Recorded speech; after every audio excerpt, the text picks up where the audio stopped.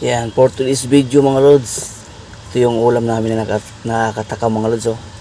Yan, hipon. May halong pusit mga lods. Tapos mais. Niluto sa butter. Yan, sarap mga lods.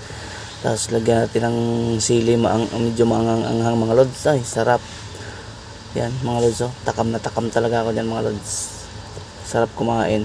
Nakarami ako ng pagkain mga lods. Taob ang bahaw mga lods. Kaya paki-like na lang mga lods and share. Thank you. Sarap nito mga lods. Thank you for watching mga lods. Yan. Okay, minikos-mikos pa talaga ito mga lods. Ay. Sarap na hanguin mga lods kaso nga lang kailangan manuot mo na yung lasa. Manuot mo na yung lasa mga lods sana.